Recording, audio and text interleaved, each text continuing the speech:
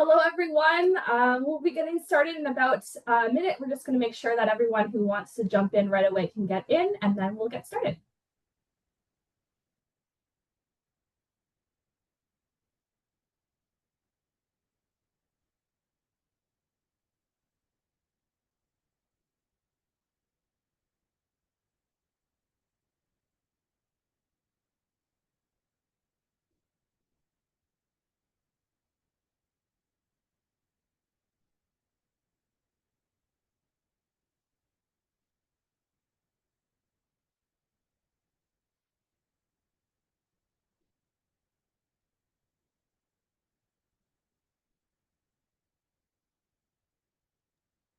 All right, so I think we'll get started. I know that there are some that will probably come into the webinar as we go. So hello, everyone. Welcome to our third event of National Postdoc Appreciation Week, which is our Postdoc to Faculty panel. So I'm Ashley Ryan. I am the Graduate and Postdoctoral Programming Specialist over at Graduate Studies and Postdoctoral Affairs. So you'll probably see my face and name a lot popping up in your emails and at events that you attend in the postdoc world here. So we'll just go over a few housekeeping notes before we get into our rest of our presentation here.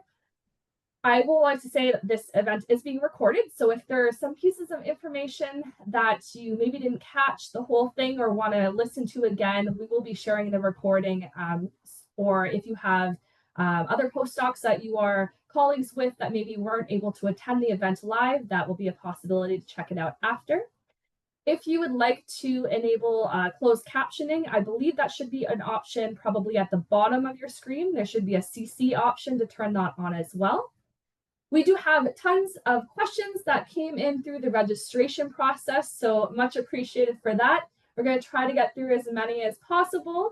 If you have additional questions that pop up during the session, feel free to pop them into there should be a Q&A function that you see. If you don't see that, then you can pop it into the chat, but pop those into the Q&A, and then we'll try to address as many of those near the end as well.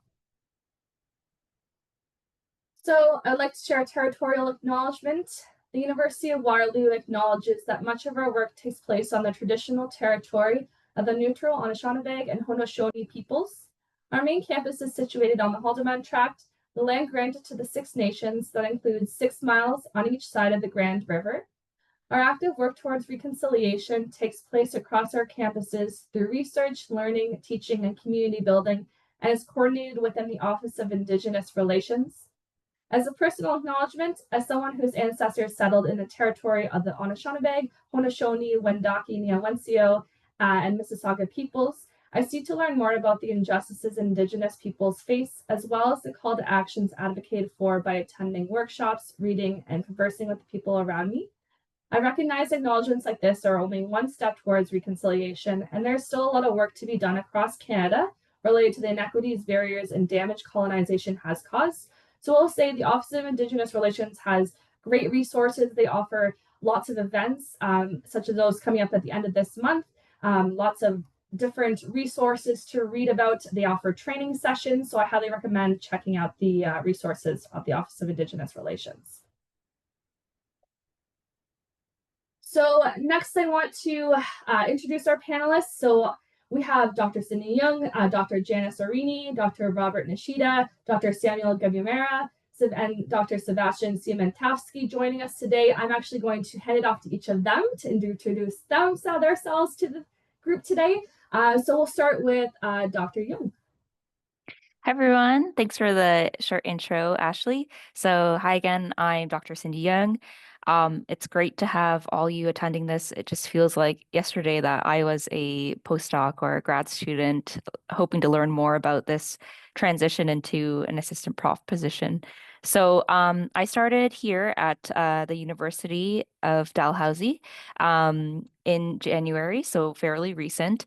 And prior to that, I was doing my postdoctoral research fellow at the Hospital for Sick Children, and then had this position here at the College of Pharmacy at Dalhousie. And so it's been quite the journey. I'm happy to talk more about it. But essentially, I've established a research lab that's based on modeling and simulation and pharmacokinetics. So, what the body does to the drug.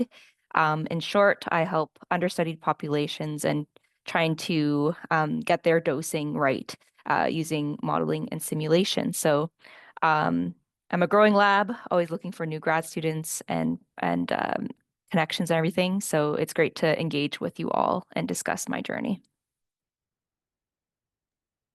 Awesome, thank you. Now I'll hand it off to Dr. Janice Marini.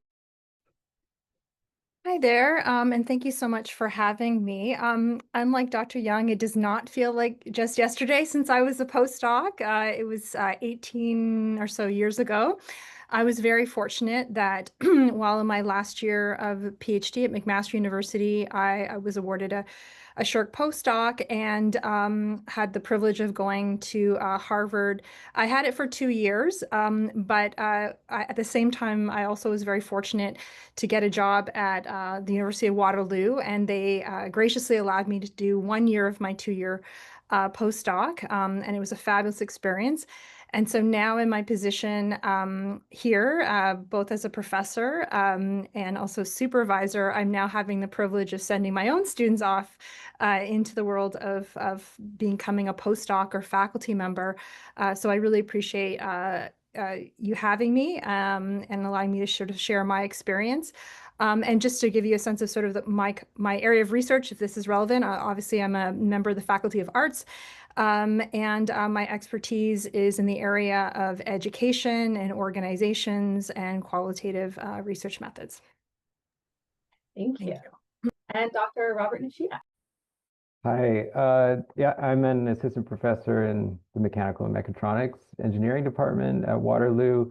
I did my PhD at the University of Cambridge several years ago now. I did a postdoc there for about a year, just follow-on work for my PhD. And then I got a NSERC PDF and moved back to Canada. So I did a postdoc at the University of Alberta for, in the end, a few years. But after about 2 of those years, I applied at Waterloo, got the position, then delayed the start a little bit. So I'm well versed in what it's like being a postdoc, and happy to answer any questions if it's relevant. My research is in aerosols, so tiny little particles that float in the air, and I make instruments that measure aerosols. Yeah, happy to answer any questions. Awesome. And then I'll hand it off to Dr. Samuel Guimara. Yes, thank you, Ashley, for the invitation. I'm Samuel. So I'm currently an assistant professor here at Toronto Metropolitan University in the Department of Mathematics. So previously, my journey has been a little bit, I will not say straight. After a PhD, I had the opportunity to lecture at Ghana in Kwame Nkrumah University of Science and Technology, which is closely like it's in the UK system. Lecturer is like equivalent to assistant professor.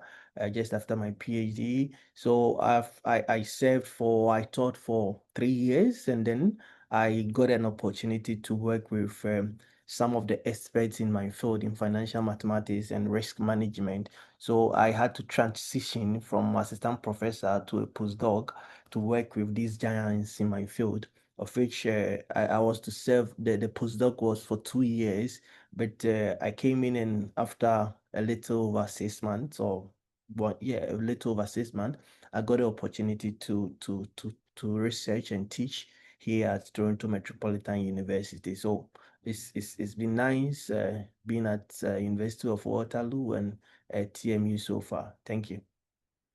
Awesome, thank you. And we do have one more panelist that's going to join us soon, which is Dr. Sebastian Siemantowski. So he was one of our provost postdocs recently, and he is now working at the Eindhoven University of Technology over the Netherlands. So we will have him join us shortly.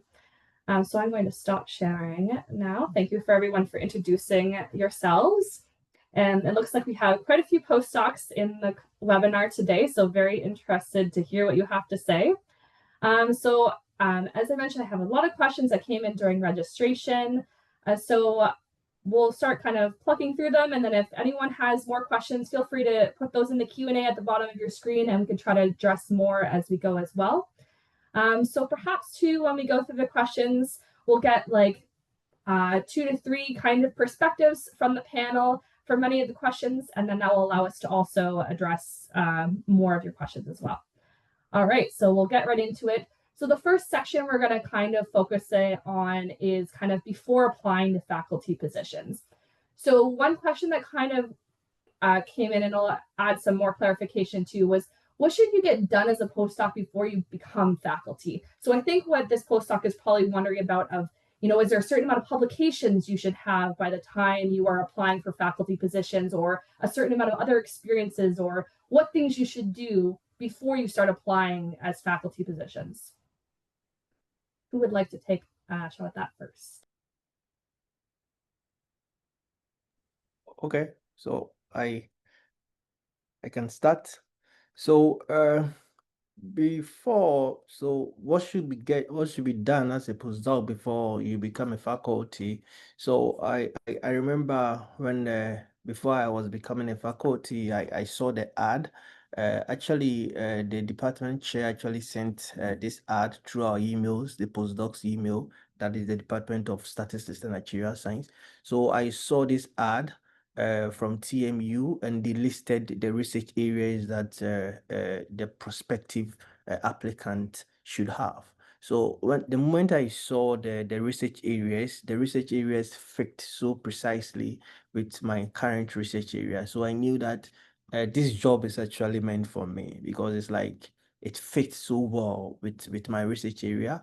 When I saw it, so I didn't hesitate to actually apply for the position, and I knew that this position, I'm going for it, and it's like I have that kind of experience that they wanted, and of course they also wanted some grant writing, as in whether you've won some grants before, and of course, and publication, and I knew that I at least I've gotten a few research grants on my CV, and also I have a bit of publications to add up to my CV. So the advert actually fitted so well with my CV that I didn't hesitate to actually apply for it. And because I had a clear research identity, which was of course I also had a strong publication, and also with my skills in grants writing, that also helped me. And of course, during my time, I had a teaching experience even at U of Waterloo, and also back in Ghana. So those are some of what I did as a postdoc before I became a faculty. Yes, thank you. Awesome, thank you. So I see we'll hear from Janice and then Cindy, and then we'll move on to a different question. Okay, thank you.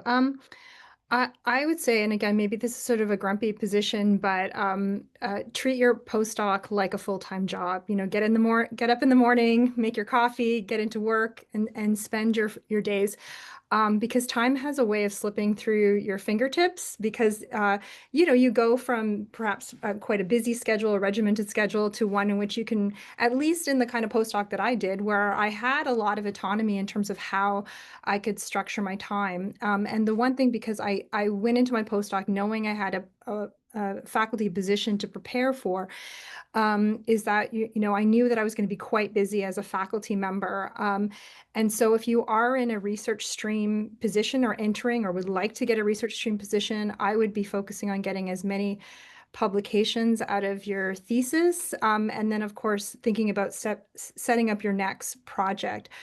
During my postdoc, I also applied for a SSHRC. I think it was called the Standard Research Grant. It's called an Insight Grant now. So I also applied for that while I was on my postdoc, and thankfully it was successful.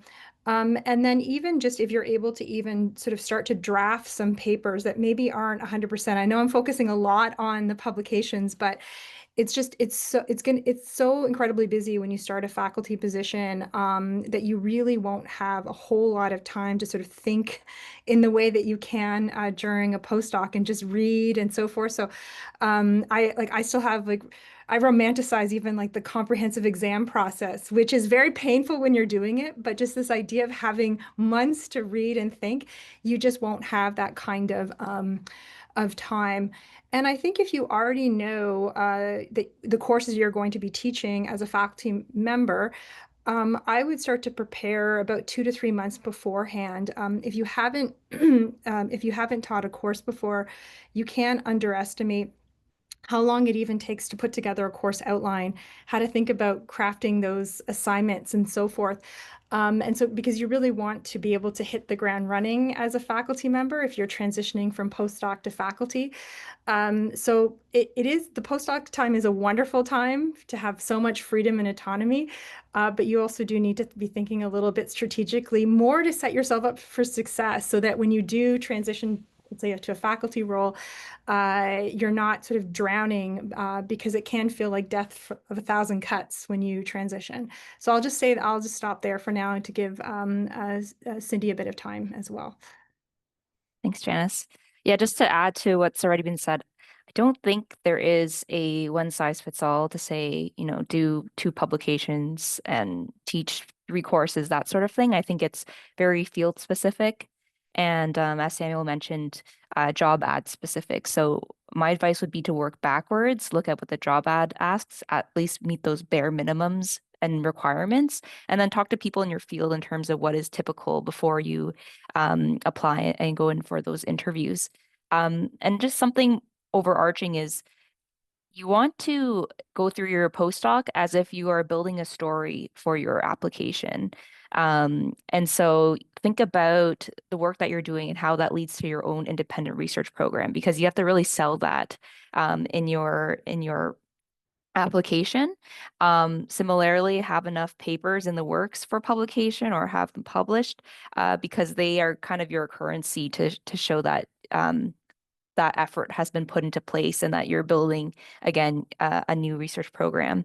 The other 2 things to mention, sorry, my cat's in the way, is to create networks and collaborations throughout your postdoc, because those are also things that you can leverage in your application and when you sell yourself and your independent research program that you'll continue on when you're faculty.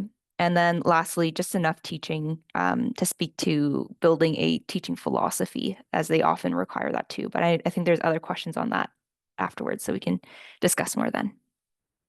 Thank you for that advice. So I know Dr. Sebastian Siemiatowski has joined the call. So if you'd like, can you take a second to introduce yourself and your research and where you're at? Thank you. Sorry for being late. That is also one of the perils of joining a faculty position. You sometimes have to step in for sick colleagues teaching, and now I had to hurry to a place where I could take the call, which is home, because buildings also close early. My name is Sebastian Zwiatowski, as you nicely introduced me. I joined Waterloo as a postdoc in 2023 up until 2024 as an interdisciplinary scholar, and afterwards continued as an assistant professor at TU Eindhoven in the Netherlands, where I'm currently at. So I moved from Europe to Canada and back to Europe. So I won't be really the right person to answer questions about finding positions in Canada, because I have not done that, but especially regarding this international experience and how to apply for positions in a completely different culture and communicating this, I think I have a bit of experience. Regarding my background, I studied computer science. I moved towards more psychology-related questions with human-computer interaction. And interestingly, now I'm in an industrial design department. So working more on design-related aspects, which is also an interesting journey to take. Sometimes the right position does not show up in exactly your field, but you also have to apply your knowledge broader and in slightly different backgrounds, and also have to learn how to communicate that. Awesome. Thanks so much for joining us. So maybe we'll jump into the next question. Maybe Robert, I'll ask you to jump on this one first, if you don't mind. So kind of like what are some things you wish you had known as a postdoc before becoming faculty? And this could be anything, like some things that you maybe weren't prepared for, or things that you wish you had done or known in terms of like how to balance things in your life, anything related to that. Sure. I think the hiring process, and I'm sure Janice could probably talk about that more, is kind of opaque sometimes, but there is a certain amount of packaging and selling yourself as an independent researcher that Cindy mentioned as well. And it took me a while to really figure out how I could do that. The with certain faculties, and it's not always the same, they're always looking for some sort of description, and there's things that are not written on the posting that they end up actually looking for, and you don't really know until you get into the interview stage. And sometimes one of those things that maybe I wish I knew was some departments, they're not looking for another person who has the same sort of research as someone who's already in the department, right? So you have to show that you're distinct, independent, and it just kind of has to fit really well with where you're going. And that me packaging first and then finding a spot where that package fits with a department is sort of things I took some time to realize, I guess. Thank you so much for that. Yeah. Is there anyone else who would like to speak to this question?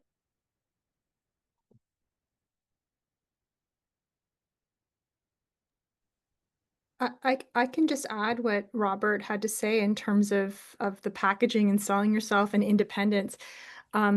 It's also independence from your supervisor as well. So, it's wonderful if your supervisor provided you opportunities to co-publish or present and so forth. But when you're on the job market, the departments are really going to want to see that you're coming to your own as a scholar, and that can even be in just terms of the write-up. When you're selling yourself, and even when you're talking about your dissertation work, you should be talking about it not that my thesis, my PhD, but like your research, what your research agenda is going to be and how it's going to sort of move forward, what you envision yourself as an independent scholar. So even just framing it in a way that, this is my research agenda, and thinking about how you can, you obviously, people know that you've worked with people and that you've had support as a doctoral student and even a postdoc student, but to really sort of demonstrate that you are able to sort of stand on your own 2 feet and move forward, and then eventually support, of course, other students, your students that you will be working with. Thank you. Does anyone else like to jump in on that one? I can maybe also add some more insights in terms of, and maybe it goes back to the other question, in terms of publishing, how many do you publish on your own and so on? Like, you need a certain amount of first author papers. You also want to show that you can collaborate with people. So you want to, but again, it's field specific, I'm sure. But if you can start to carve out your own research identity, that it shows that you're independently going down a path that is distinct from your PhD supervisor and your postdoc supervisor. And so carving out that path, you can be strategic about what you publish on to really build an identity that is distinct and has a long-term future. I know it's hard to maybe do all of those things, but that's sort of that strategic aim that you kind of need to be thinking about as you publish and who you collaborate with.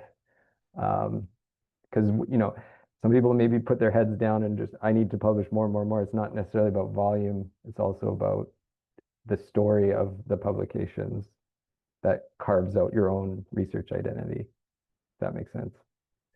Thank you for that. Yeah. Maybe adding to to what you said earlier, Robert, about like fitting to a department. I think that is a really hard thing to do. And one thing that I would have liked to know earlier, or even if people say to you, you cannot really anticipate that, is you really need a thick skin, and you need to be prepared for setbacks and don't try to not take them personally. You send out application after application. I think for me, maybe it was like 15 or so. You get invited to, in the end, I got invited to 3 interviews and got 1 position. And I consider myself lucky in the end. And this really does not say anything about your quality, about who you are as a researcher. Oftentimes it just does not fit. So the other 2 positions that I did not get were like hired internally to save costs, or yeah, they needed someone to teach in that specific topic because there they had some teaching needs and I could just not fulfill that one, or they needed someone speaking this native language because the bachelor's is turned into from English to the native language. Something like this you can never solve, and it does not say anything about you as a researcher. And then also they received 200 applications. So even if you go past the initial clear-out stage, and even if you are assessed, even if there are recommendations letters asked, that is already a big achievement. And we all had likely our positions that we would have loved to get, and it would have fit great, and we were so sad that we in the end did not get it. And for me personally, here the position in Eindhoven was like, okay, I already missed the hiring period. I have to wait like another year because currently nothing is coming up. And then they really approached me like last minute. They flew me out next week for an interview, and they just flew out 2 people and directly hired me. And at first I was like, okay, this department does not fit to me, to my story at all. Now I'm super happy. I have nice colleagues. I see potential to grow. So it's really, in the end, trust the process. You will end up in a nice position, but at one point you might be super devastated. You might think, okay, this does not lead anywhere. And I think we have been all through this at one stage, and it's almost the same struggle as you had during your PhD. It just now changed towards applications towards the faculty position. And after you get this position, it changed to writing grants. So it's always a struggle. It's always those setbacks. And that is, I think, the hardest part. Thank you for sharing that experience. And I think we'll jump into our next question, but it's a good segue. You mentioned teaching in your response, and that's my next question is, how do you get teaching experience as a postdoc? How do you build your teaching profile? I can speak to this a bit. So, as a postdoc, I think reach out to your contacts. So the immediate ones would be your postdoc supervisor, and you can also reach back into your PhD supervisor too. They're all going to be teaching classes, and they're going to be happy to offload them to you likely so that they can prioritize other items that they are focused on. So that is helpful. So I remember teaching a pharmacokinetics in liver disease course, for example, one class for my PhD supervisor. Other opportunities would be if there are certain courses that typically have guest speakers and seminars that they invite, see if you can be one of those guest speakers. They're also oftentimes those course coordinators are really looking for someone relevant for their students to speak and have more recent research. So that's a great opportunity. Also reaching out to undergraduate faculty and teaching instructors to see if there's space in there for you to teach maybe like a guest lecture in one of their courses, which I did at University of Toronto for their pharmacology undergraduate course.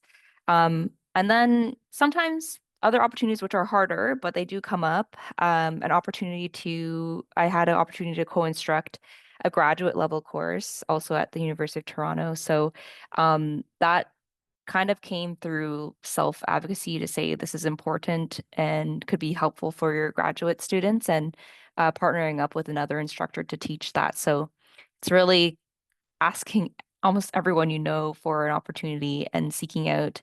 I think guest lectures would be the easiest to start, and then moving beyond that would be developing a course, which is much more time intensive, but something that is also great too. Thanks, Cindy. Anyone else like to speak to this? I could add, I think, if you have the opportunity in your institution to do some teaching training, that can certainly help, just to help you speak the language when you're in the interview process, write a teaching portfolio. I was lucky-ish to get, I bit the bullet and did a couple of sessional lecturer positions, which is time consuming, takes away from research, but I do value teaching. And that really gave me a lot of confidence going into the interviews. And for that, I was just happened to be in the right spot at the right time. But you email the department chair and say, I just said I wanted to teach. And they said, okay, we have this course. Let's see if you can do it.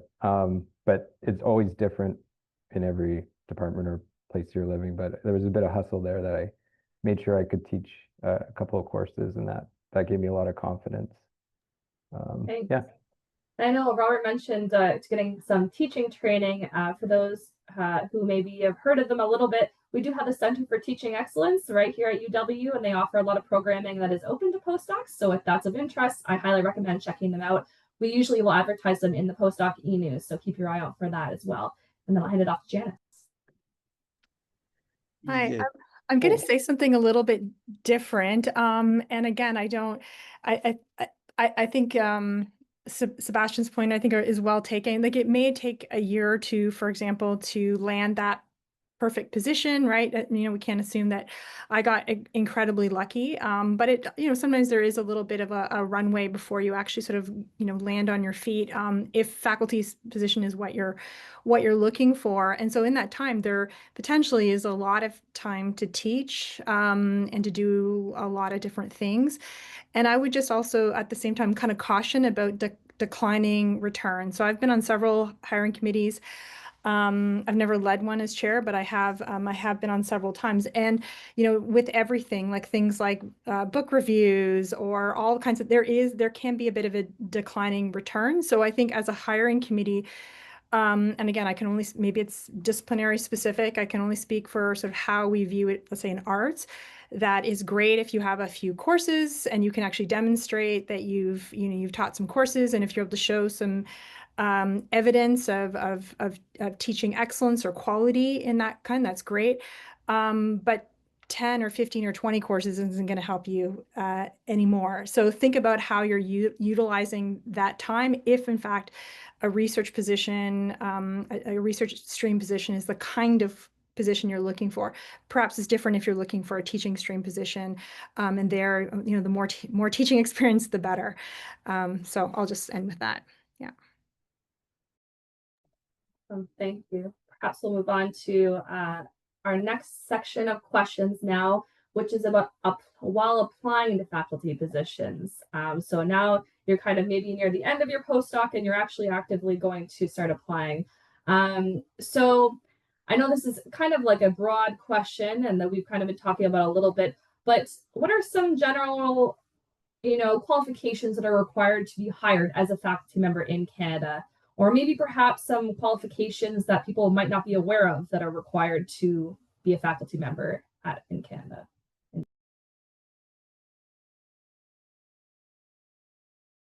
Or perhaps at Waterloo.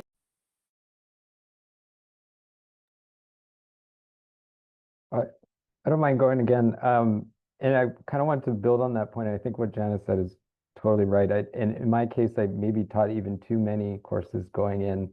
But there is certainly diminishing returns. And I wanted to make the point that some institutions value teaching differently than other institutions. So what you may think is a huge plus of doing lots of teaching, they don't care at all and just care about research, and the teaching is a checkbox sort of thing. That's maybe an extreme case, but for me, at Waterloo, it seemed like teaching was highly valued. So it actually ended up, the experience was good and ultimately became a good fit for the things that I value. So, it's different at every institution. That's a great point. Sebastian? I cannot really say about what's a hiring point in Canada because I have not been hired in Canada, but I think my points are somewhat applicable still. And I would say, yes, there is diminishing returns with teaching, but still teaching, at least in my case, also was one of the major hiring criteria, I would say.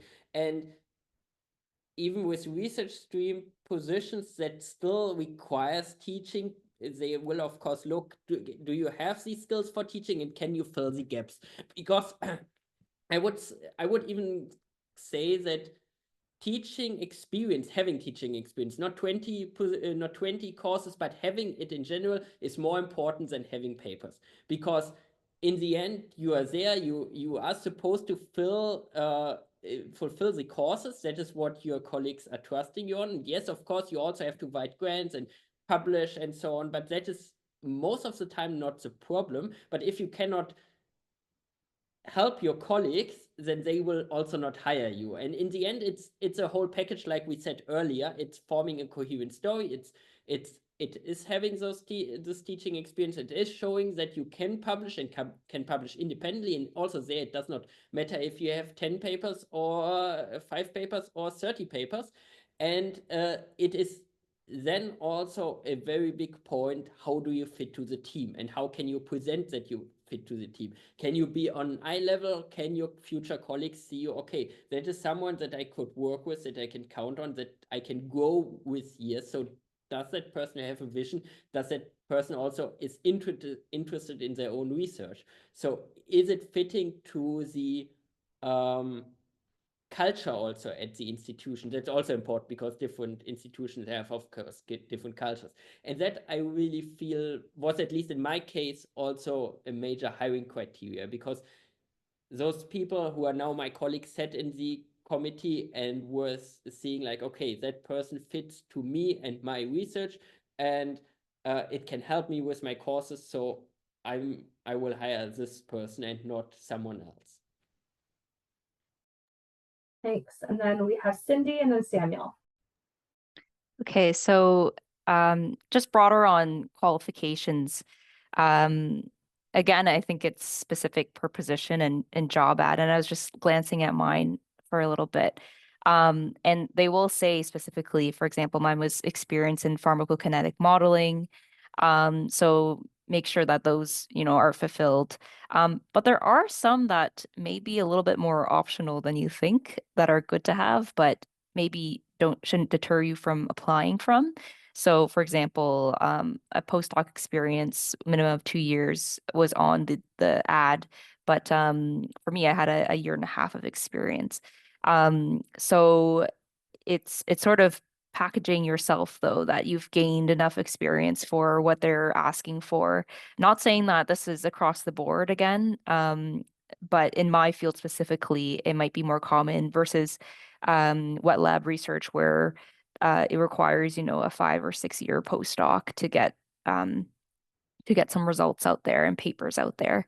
And then really as part of qualifications, as part of, what the job ad provides, they often give hints, really helpful ones in terms of what they expect and what you can put in the application. So, for example, mine specifically was they wanted someone to advance maritime health through research, and you're not going to get that in other places in Canada.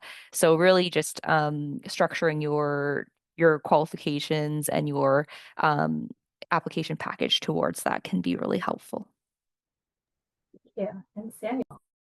Yes, so thank you. In my case, for TMU, for instance, there was the need for you to actually showcase some evidence of service and collegiality. So, for instance, you might have, of course, have some service. Maybe during your postdoc days, you volunteered on a program, or maybe they were organizing some conference or for graduate students and you were part of it.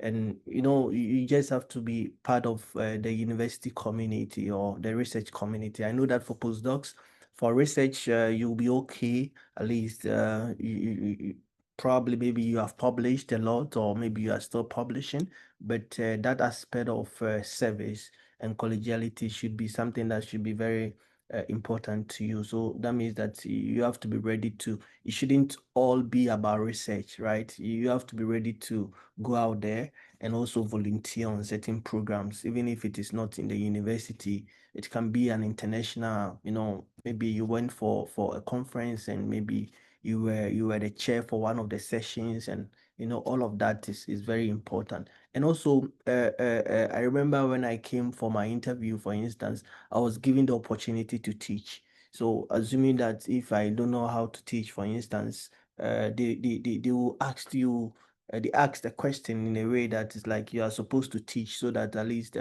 even someone in the high school can actually understand what you are trying to teach. So at least you have to get that kind of skills to also help you navigate through the interview process.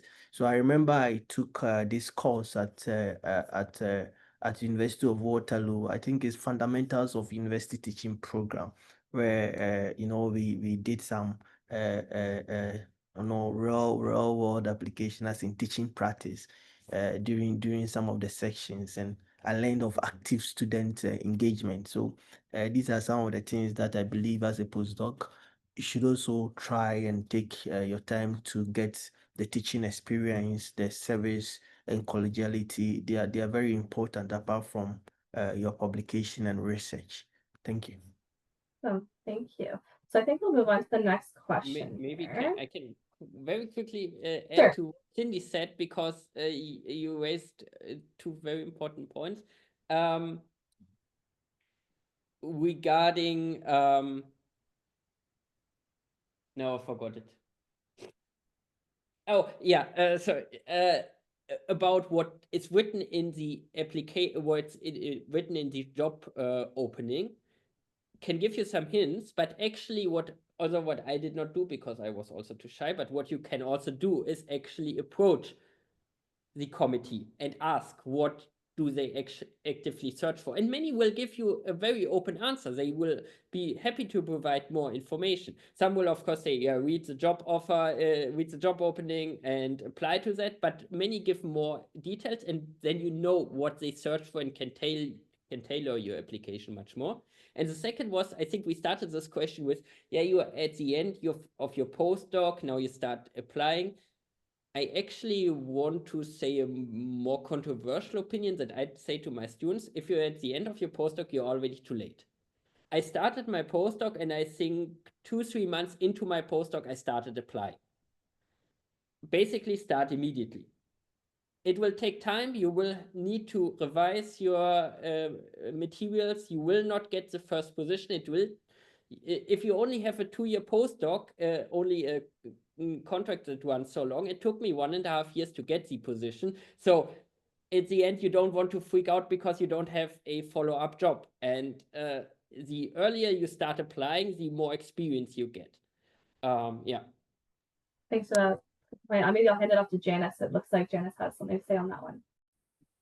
Yeah, no, I think Sebastian is totally right, but I actually wanted to elaborate on what something that Samuel said, which I think is really, really important in terms of the service. And again, often we think about service as meaning that you serve on a comprehensive exam committee or hiring committee or something like that. But I'm just reflecting on some of the letters of reference that I've been able to provide my students recently, and one in particular who, and this is something you can do as a postdoc student as well. It doesn't have to be a formal committee. It could be chairing like a panel discussion or something like that. And that was some of the pieces of evidence that I was able to provide to demonstrate, or hopefully in my letter of reference, that this particular individual would be a wonderful colleague, given that this person was incredibly generous with their time and the way in which they sort of supported their colleagues, which I thought was a good indication of how they would be as a faculty member.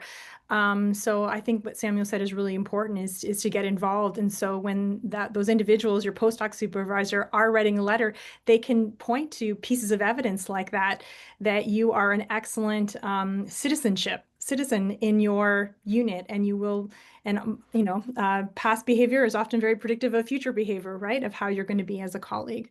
So that's a great point. And that kind of leads us into our next question, Janice, which I might get you to tune on first. is kind of, we have postdocs kind of wondering, like, when hiring committees are looking at faculty applications, what does the kind of balanced decision-making process look like when it comes to like future potential of this person applying versus what they've acquired? God, that's such a hard question, Ashley. This is it's difficult. I mean, when you're looking, for example, in a hiring committee and you have, let's say, 60, 70, 80 applications for one particular position, like usually, the people who are in sort of the top 20 are very similar and very strong, right? And so you're looking at both alignment of the job ad, and I don't know if it was Sebastian or Robert mentioned earlier in terms of thinking about how the different people who are applying can potentially contribute to the department, not necessarily being a mini-me of other people already existing. And that may vary in terms of how large a department is. So if you're, I don't know, I'm thinking about like economics at Waterloo, where there's 40 faculty, there's room to have more than one who does X, Y, Z, right? But in a smaller unit, you really don't have that luxury of duplicating expertise. So it is sort of a balance between that. I mean, of course, we care about research potential and having publications, getting a postdoc, like all these things are indications that this person is able to apply for external funding, is able to become an independent researcher. And it is kind of the whole package. In our case, having a bit of teaching, so teaching 1 or 2 courses demonstrates that you have that ability, and often then they'll be able to provide some evidence of teaching. And then, as I noted earlier, about sort of markers of good, that person has a potential to be a good department citizen, in various ways. So it is a bit of a balance. But I would say at the University of Waterloo, we are a research institution, so that potential to be an excellent researcher, excellent teacher, and service, like we really sort of, at least at Waterloo, we sort of demand all 3, right? So we are all asking for the world when we're having people apply and have a shot at getting a job here. Thanks for that insight. Does anyone else have experience with hiring committees that would like to put their opinion on this one? Well, probably maybe I would say based on the questions that they asked me during my interview, there were certain specific questions that they asked that I think in my case maybe it was also a plus because they asked whether I've taught a large class before, like a class maybe more than 300. Yeah, because the math course or the math department, for instance, they do service other programs, the engineering classes, for instance, and the engineering class in TMU, for instance, they are very huge. The class is very huge, and they have to sectionalize them. So in my case, they asked me whether I've taught more than 300 students before. And yes, and of course, I was able to affirm that I've taught more than 300 students before, based on my previous teaching experience that I had back in Ghana. So I believe not only that, it's like that was one particular aspect that I think they were so specific that should in case they give you this large class, whether you'll be able to teach them or you will not be able to teach them. So I think that is what I have to say. Good point. Okay, so I guess for my next question, or what are some tips for negotiating salary or workspace or other conditions that you might get offered in a contract for faculty teaching? I can start because this is a really hard one for me.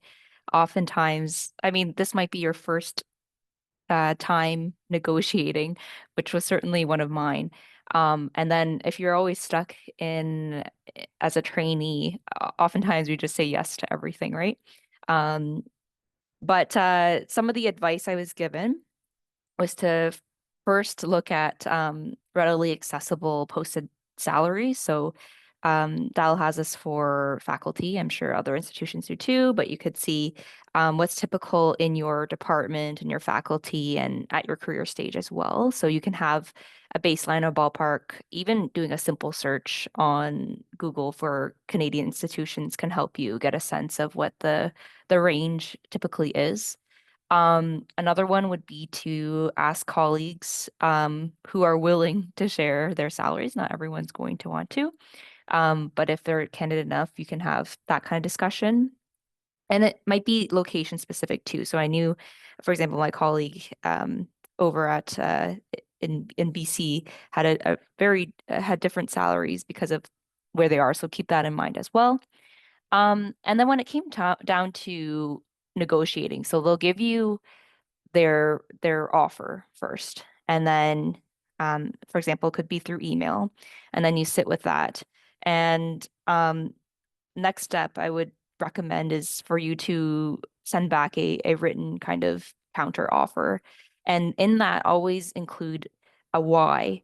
Not just I deserve X more salary and all that, but um, what's your value proposition? Why are you worth that much more? And it could be because, compared to peers of my stage of career, I have X number of publications, which is more than expected. I got the Banting fellowship, all this kind of evidence for that.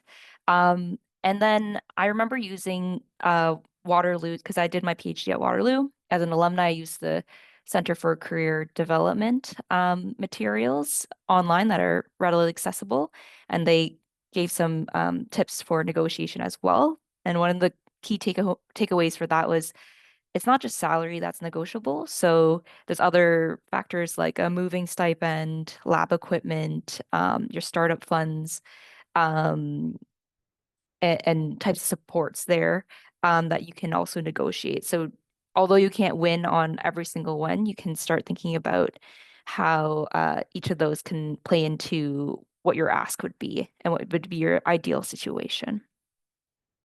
Thanks, Cindy. And I see Samuel has his hand. Yes, thank you. So, well, fortunately for me, TMU is in Ontario, and I know that Ontario they have a sunshine list. It's like you can go there and you get to know the annual salary of most workers in Toronto. So, in Ontario, so I actually searched through the department, got some names who are assistant professors in my department, and then I used that as basis. And also, even though I did that, I also consulted my advisors, as in my postdoctoral advisors, and they were of good help because they already know the Canadian system, and they have been here, they know the system, and also we were about three of us who had that year who had our supervisor or our boss had this postdoc, three postdocs. So almost all of us got a position. So it's like two of them, their appointment letters came earlier. So he was previewed to their base salary. So I showed him, or I sent him the offer letter, and he checked the pay, he checked the salary, and he said maybe you can negotiate up to this cap, and I believe that they will be able to give it to you. So he was also, both of them, they were of good help to me because they already knew the Canadian system, and when I used that to compare the sunshine list, I know that it was okay. And of course uh, other provinces might have their own salary because of I mean, these are different provinces. So, but for Ontario, the Ontario Sunshine List was actually of good help, and also my supervisors, my postdoc supervisors, also actually guided me in trying to negotiate not only the salary but also the startup grant. That is, yes. Thank you. Thanks for that advice. And Sebastian. Yeah, taking here again the international experience, because I know that in Canada you can often negotiate salaries. In Europe, not so much, because they typically have fixed salary steps. There you can only, for example, I could have try to negotiate a higher scale steps. So it's assistant profs have a whole scale that they step up the longer experience they have. But this is typically then, at least in the Netherlands, calculated based on the years of experience since your PhD or so. So it's quite fixed. And you cannot change much about that. Similarly, past colleagues of mine got a PhD. I did not get a PhD because of funding cuts, and I cannot do much about that. But what I would still recommend, regardless of all those negotiations or not negotiations, take your time to read the contract. Take your time also to read what is promised to you, and eventually request that things that are not in the contract are written in the contract. For example, I got a meager starting grant of 15K.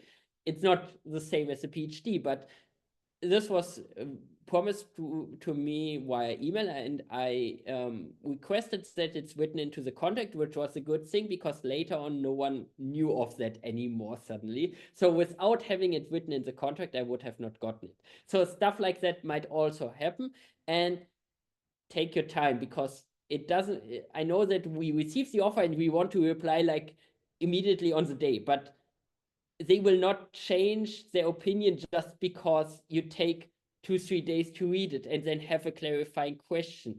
They decided on you and they will go with you, and a lot has to happen that they change their mind. Of course, don't be unreasonable, don't try to overly negotiate, but if you have clarifying questions, if things are not clear, please take the time to also ask and be in contact with them. Thanks for that. And then we'll hand it off to Janice, and then we'll move on to Yeah, I just want to make a point too. So yeah, all of this is really good advice. And I would say like I probably did not do a great job in negotiating. And I wish I had actually had more open conversations with the hiring chair at the time to sort of see, where I could kind of push a little bit and so forth. At the time I was sort of like, oh, well, I've got this offer. I guess I'll just sign off on it. I'm so happy I have a job. But here's what, just given the fact that, if you get a job while you're a postdoc, and this is what happened to me, and let's say they let you do another year or 2 years of your postdoc, recognize that depending on the institution you go to, that there could be across the board increases are happening. So you might negotiate in 2025 and you don't start till 2026 or 7. And at that time, the cross-border increases have happened. And so I can just tell you that it was sort of my year starting at Waterloo that the current chair at the time pointed that out. And I was able to get a representative from the Faculty Association to come with me and negotiate for that added amount of money. It wasn't a lot, but you think about an extra $3,000 or $4,000 every single year of your whole career, it can make a huge difference. So just to sort of keep that in mind. So that's a great point. All right, so looking on, we have 2 more questions in this section. So what are some methods of time management to avoid being drowned by the applications and interview processes that go into applying for faculty positions?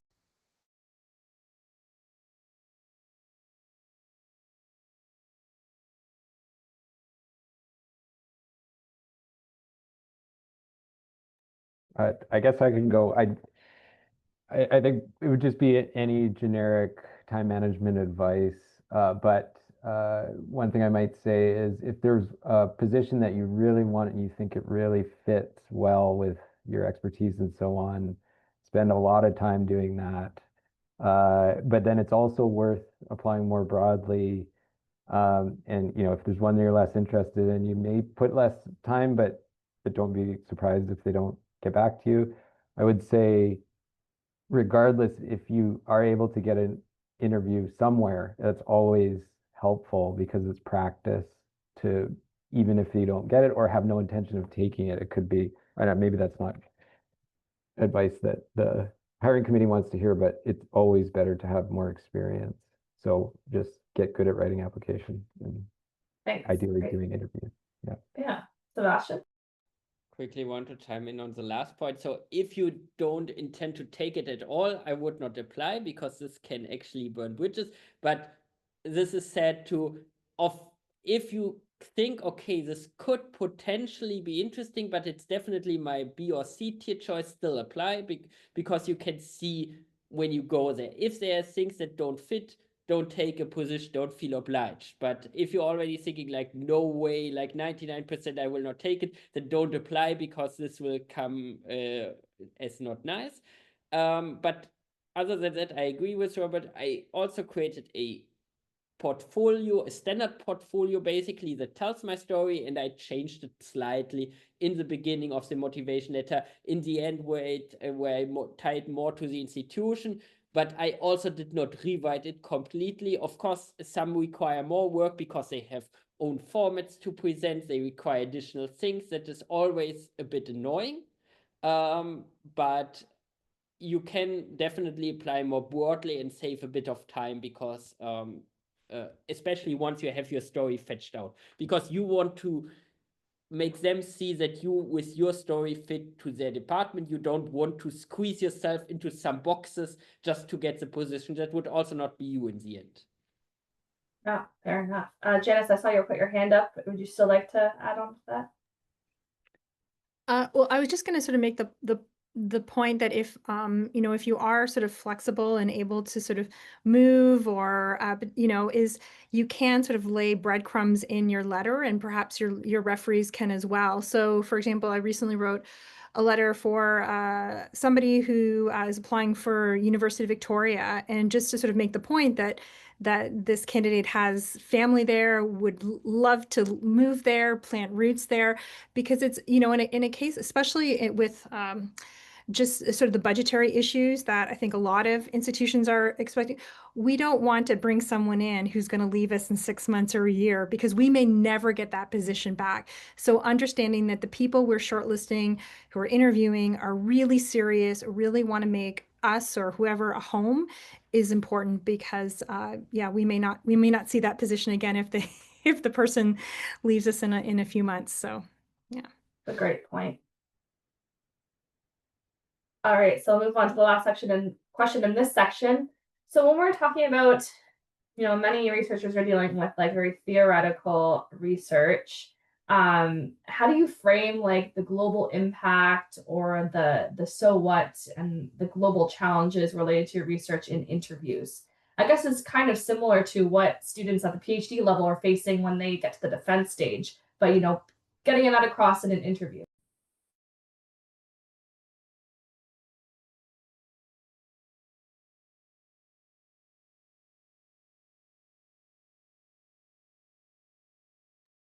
I can start. So my work is not purely mathematical, as there are applications to health, but I can see when talking about the mathematics part, people's eyes glaze over and they don't want to listen anymore.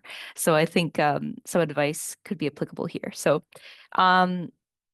always prepare an elevator pitch. You've probably heard that many times, but that's very helpful. Just 1 or 2 minutes of you would see someone in an elevator, you only have that much time, and how would you talk about your research and its impact? That's what they really want to hear the most in terms of why should I care. So what that also means is that could be somebody who's more of a layperson. So make sure you try it on more than one person, and you refine it over time based on that. I'm essentially asking and being clear on what the problem is and how your research will address it. And it also means like talking to people outside your field too, because the people within it will likely understand what you're saying, but the people on the interview committee will likely be from diverse fields. And then anticipate questions, follow-ups as to why now? Why is this so urgent now? And I had a hard time kind of answering that at one point, and made it more so that I'm just, internally really, I'm just really motivated and um, excited to get onto my independent research program. But really, it should be like a bigger picture type of answer in terms of what the urgency is. It ties into the ability for grant writing, scholarship writing, for that kind of intro rationale, big statement. Um, and other questions they might ask is, how would you go about this? Have something really concise to discuss. Don't ramble on about the methods that you'll be using. You should know who's affected. Who should care? Is it going to influence policymakers? Even though it's more theoretical, maybe down the line, it will make some big impacts in society. So go over all those kinds of questions that they can ask and have an answer for them as well. Great tips. Thanks, Cindy. Would anyone else like to answer this one? I could maybe try to comment. I'm not really in that situation, but what I could say is it couldn't hurt practicing talking to people who are not in your field and describing the importance of your research. So if someone were to say they're doing some esoteric math thing, then why would that be important? You just need to practice describing it, even just to family members or what have you. I think that could be helpful. And then pitching, if this works and if this happens, then it creates this whole new thing that would be useful. And then what are all those things that would be useful in the end? I think that could help, but I can't really comment because I'm not a pure math or anything. Thank you. Okay, so maybe we'll move on to the next section of questions, which has a few in it. So we're getting closer to the end of our panel. So this side of section is really about like becoming a faculty member. Maybe you have that contract that you've accepted and you're trying to transition into that role, or maybe you're already in that role. So I don't know if this applies to any of the panelists today, but I'll put the question out because I know that it was asked by a few in our registration. If anyone would be comfortable talking to if this applies to you, if you were an international candidate and maybe you were here on like a work permit or a temporary resident, if there's any tips for navigating that process when accepting a faculty position in Canada. Again, I'm not sure if that applies to anyone here, but if it does, Samuel, go ahead. I think you're on mute.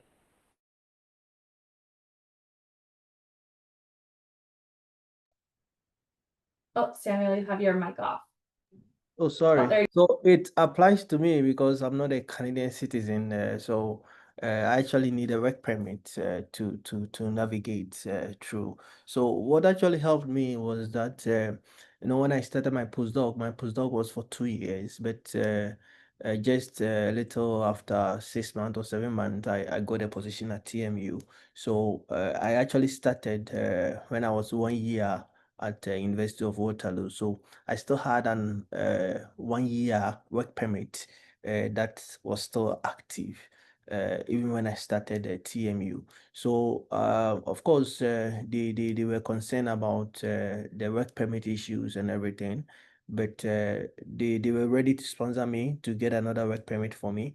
So, but what actually was a problem was that I had to transition because I was moving from one institution to the other. The work permit that I was using for University of Waterloo, actually I couldn't use the same work permit for TMU. I have to change it. So I have to apply to IRCC for them to change my work permit for me. So I applied and it actually kept long for almost like a year.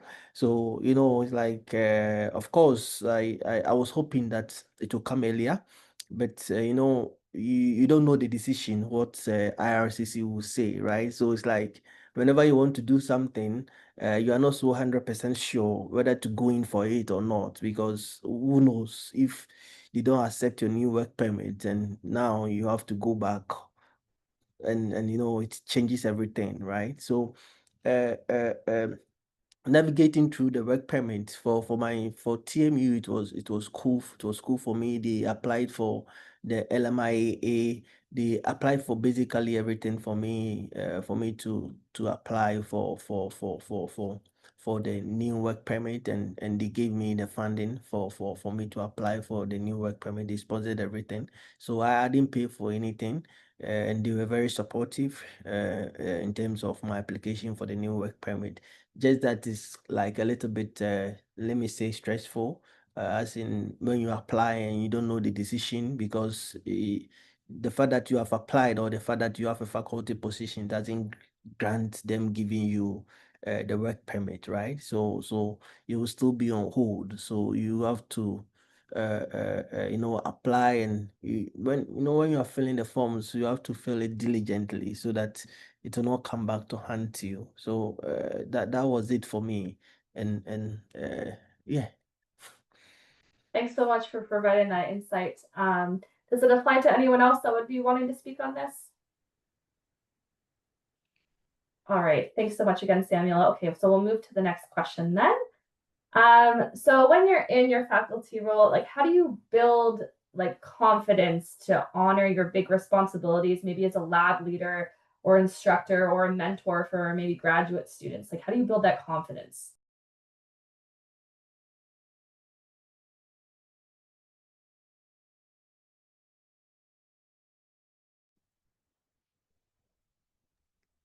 This I is am still in the process, I would say, and I would give the simple answer with time. I think a lot of us have imposter syndrome, and a lot of us don't feel they are worth it. I think it personally, I feel like after now 10 months here, it helps a lot once you get into work, once you really start supervising PhD students. Okay, I already did this a bit earlier, but like now officially you start giving courses, you're honestly, as an assistant prof, you're so much flooded with work, and there's so many different tasks coming up that you rarely have time to think about this. Yes, there's the first consortium where you're brought in by a colleague and you are absolutely no expert to talk about this, and you feel like, okay, what can I even say? But then everyone is on vacation and you have to take over and bring industrial partners on board, and you have to manage that and organize that, and there's no time to think about that. Oh, I feel too shy about this, I cannot do this, because you have to do this, and then there's 10,000 other tasks waiting. And I think this helps actually a lot, on a weird way. Does it say that it's fully solved, that I'm super confident now? No, possibly not. But I think this will just come with time. And it's also good to, as far as I also heard, and what I try, it's good to act out confident. If you try to act out towards your students confident, you know what you're doing, then you will also feel confident in the end, because it's affecting each other. Those are some great points. So just like time and acting confidently. And also sometimes you won't have a lot of time to think about how to do that, or if you're going to be confident, you just have to kind of do the thing, right? All right, who else would like to talk to this one? I could provide some tips, even though I am in the middle of it as well, being a new faculty member. But I found having mentors and hearing about their failures and where they started their early struggles is really helpful, even if they're not your mentors, and attending different webinars and workshops and hearing about experiences. And some have challenges in finding grant money and not having a lot of startup. Others have the money but are having trouble procuring their equipment. So I think learning more about that, understanding what could happen, could help ease some anxieties if that's happening to you as well. I'd also say having an idea about how you want to lead could help you structure into thinking about uh, being more confident when you get there, and seeing if you're meeting all those marks. So some advice I was given was creating a lab credo or mission statement, understanding what values you want to bring to the lab, and what your your lab members will really want to look to you for is for that kind of guidance, and um, being able to know what your goals are in the lab as well. Um, and that what they're doing day to day is something meaningful, and they can go to you for questions, and you might not have the answer, but you know who to ask for some answers. Also understand how you'd like to be a mentor as well, so not just in leadership but as a mentor. So is it meeting with your students weekly? Are you really dedicated to making sure that their forms are filled in time? You've had many experiences with previous supervisors, so you kind of have a sense of what would make a good versus poor mentor. How do you handle when they are really stressed and need some help with that? Um, do you produce a initial meeting with them on sort of ground rules and how to interact with one another, that sort of stuff. Others items that are important, having self-compassion, as was discussed, because everyone is going to go through this at the start. And one other helpful a group that I just joined here at Dalhousie's, we have a new professors group. So when you're an early career researcher, you can join it, and it's just an opportunity to meet once in a while to discuss what we're going through, talk about grant applications, talk about student supervision, all that kind of stuff. So find a group that's similar to your stage so you can discuss and build your confidence through that. Awesome. Those are some great tips. Anyone else like to speak to this before we move on? All right. So we have 2 more questions that I have on my list from the registration. So if you have other questions, feel free to put those in the Q&A, and we'll hopefully be able to touch on a few of them before we end the call. So we have a question that came in, like, do you have any advice for someone who thrived on the dive deep and single focus nature of grad school? So as in like tips for handling all of the multitasking that comes with being a faculty member and navigating all of these different and new relationships and all of these different roles and tasks that are involved.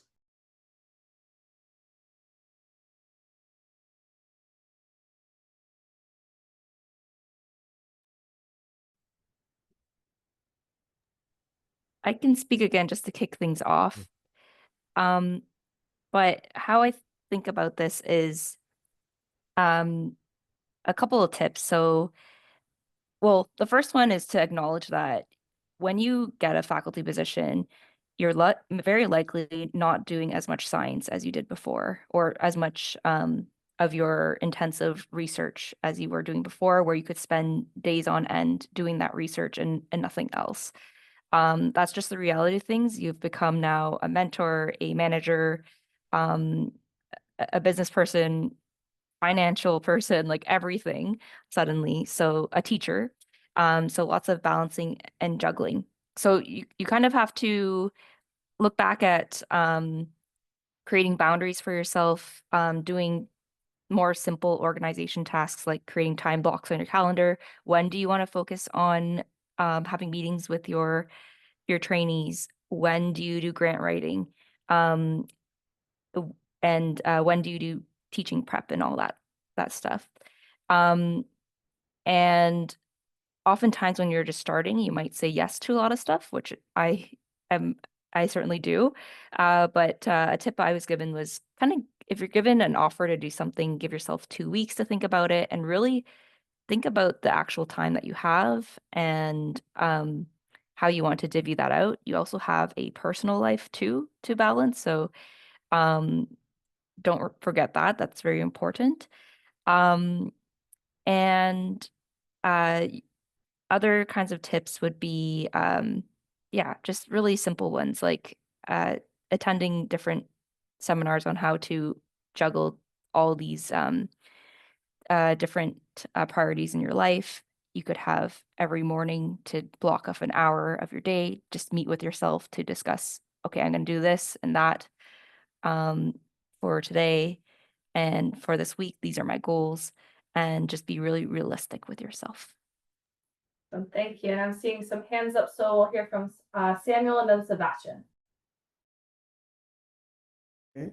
So for myself, I think you just have to protect your deep work, as in the sense that you have to block out some of the calendar. I mean, your calendars, these particular periods are for my period of research, and then it's only for research where you have to do your research, and you have to also dedicate some periods for your graduate students, of course, and that is very good. And of course, in as much as you are doing all this, you don't have to also forget about yourself, because you also need time for you to rest, because if you don't get your me time and you try to multitask so much, you might end up getting sick, and you'll be overwhelmed with all these tasks, and that might not also go on well for you. So of course, multitasking will be the new norm for you. So you have to embrace it. And embracing it means that you have to make sure that you are able to, shuffle through all those demands, as in the emails. You have to respond to emails, student emails. If you are teaching, probably maybe you have to prepare your syllabus and go and teach. Do that with research, and maybe do that with service. And of course, for in terms of the service, for instance, when maybe there is an email asking you to be maybe a committee member, or anything at all, and you think you can't do it, I believe that is only good for you to say a no to it.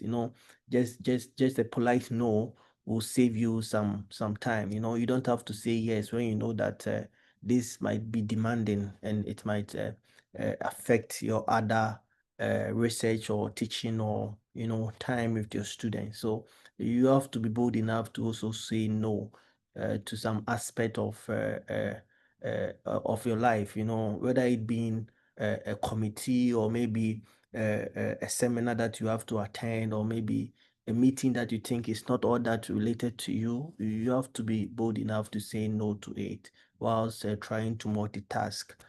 Yes, thank you.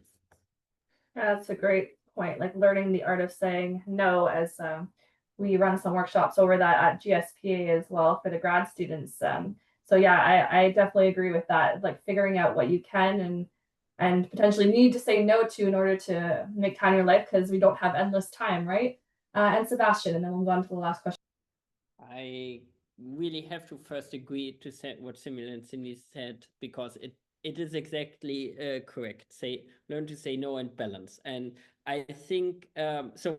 Maybe first, before I continue, I want to say it is okay to feel overwhelmed. I think in the beginning, even later, you will feel overwhelmed, and accept that there's a lot of so many new tasks.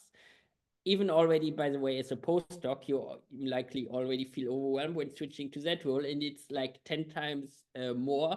There's been a lot of times where I said, okay, I want to actually go back to being a simple PhD student, because it is overwhelming, and it will remain overwhelming for quite some time. But that actually makes it even more important to, yes, learn to say no, and really prioritize also your private life.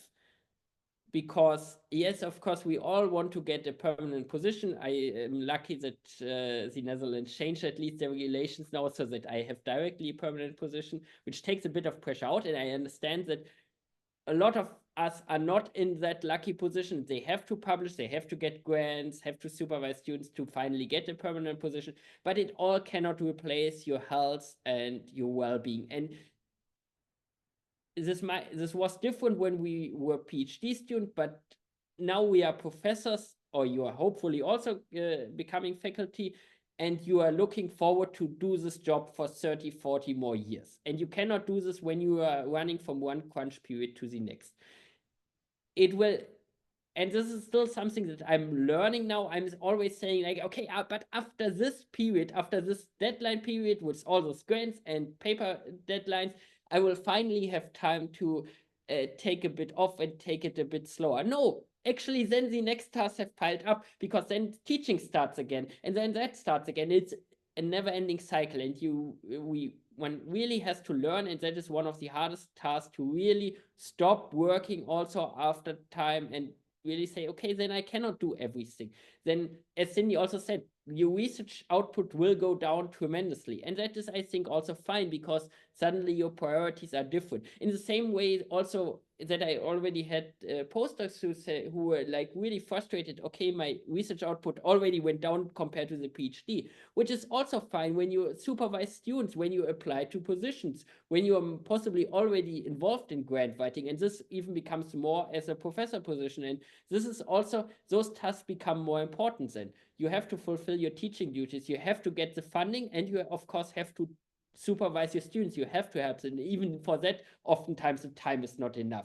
I always was sometimes unhappy with my PhD supervisor that they did not have enough time for me. Now I suddenly begin to understand that, yes, it is I feel like the faculty position is a game of unfulfilled promises sometimes, because there is just not enough time for everyone and you have to make sacrifices in the end. And that is, I think, a very hard thing to learn, and it's okay to feel overwhelmed and take one step after the other, I would say. And be happy about yourself. Be forgiving with yourself. Thank you. That's a good point. All right, I'll get to you, Janice, quickly, and then we'll move on to our last question. Go for it, Janice. No, I was just going to say this might depend on the culture of your department, but if you have people who have recently gotten tenure in your department or first or second renewal, again, this will vary a lot. Like my colleagues are very generous. We share our materials. We're willing to sort of work with our junior faculty. It sometimes it's intimidating, but sometimes a bit of relief when you see sort of what their CVs look like at different stages. And then from there, you can sort of work your way backwards to think about the kinds of ways in which you should prioritize your own workload and so forth. And it might actually help to demystify what it actually takes to get tenure and promotion. So that's a great tip.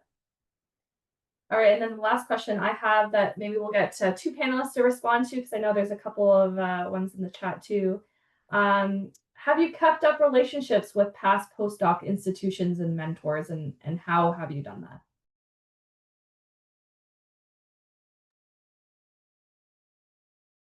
that? I can speak to that. I certainly have. You do want to show that your research is independent. That's including your postdoc and PhD supervisors. But my field's small. It still need to publish. There's still a little bit of work going on. So I don't think it's always a bad thing, but at some point the expectation is you're completely independent from your past relationships, and that's usually a good sign if you're publishing and have students publishing that's completely independent. But I still keep in touch. Everyone's friendly, and it's okay to work together, I think, a little bit, but yeah. Thanks, Robert. And Samuel. Oh, yeah, I agree with Robert though, but in as much as you are completely independent, I believe you can always fall on them if you need an advice or something, For instance, when I was about to write my INSEC DG last year, so I wrote everything. I wrote the proposal and everything, and then of course I knew that my research area aligns with my two postdoc supervisors, for instance. So I believe it was only right for me to actually, if I can't send it to anybody at all, for them, I already have that kind of confidence in them. I already have that kind of relationship with them. So, and these are professors who also review these grants. So I sent it to both of them, and they were very quick, and actually they actually responded to me in about a week, and they actually assessed my proposal and the write-up and everything. And even before I actually sent my proposal to them, they both volunteered to actually send me their previous DG proposal for me to use it as a basics for my write-up. So that stems from the fact that I actually had a very good rapport with them during my time as a postdoc. And also a couple of times they have invited me for a seminar in Waterloo for me to speak, and through them I believe that even though you are independent, but this is a relationship, this is a long-lasting relationship, because all of you are in the same area or research area. So I believe that you should always, not necessarily trying to fall on them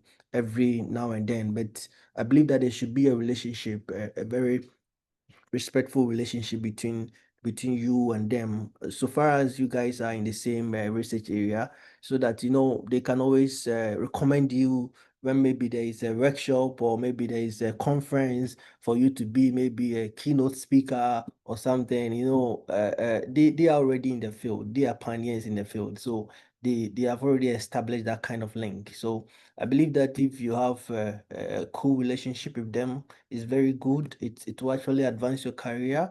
But in as much as you are being independent, then you can also still collaborate with them on certain projects. And I believe it's okay, and yeah, it's totally fine. Thank you. Thank you so much. And I know we're like right at the end here, but if anyone has any quick tips on this, we'll share it. I would have a question that is about where to find these positions for faculty position, like faculty calls. Like where are some quick, places to go check for faculty positions that are being hired for? Go for it, Samuel. Okay, so for those in math, for instance, there is math jobs that you can always go there. Math jobs, they have fantastic website, and you can get an up-to-date job positions there. And in I can only say this with respect to Waterloo at the Department of Statistics and Actuarial Science. Normally, they do post faculty hirings. Like the universities in Canada have the chairs of the maths and statistics and actuarial science department. I think they have a common platform where when they are hiring, they normally cross post to each of the chairs, and the chairs actually share it to the postdocs. So always be monitoring your emails, and when your chair send any hiring position and you think you're interested, you can apply. Otherwise, for those in math and even physics, when you go to mass jobs, you can always get a very good advertisement on current positions that are being hired. Thank you. Awesome. Thanks, Samuel. So I know it's 1:30 and our panelists are, I'm sure, very busy, as so are all of these postdocs in the call. Thank you so much for attending. To everyone in the audience, thank you so much to our panelists. I think this was like a gold mine of all of this valuable tips and advice for our postdocs. One thing to mention to everyone before you go is that our last event of NPAWS happening tomorrow at the Grad House is our happy hour from 3 to 4.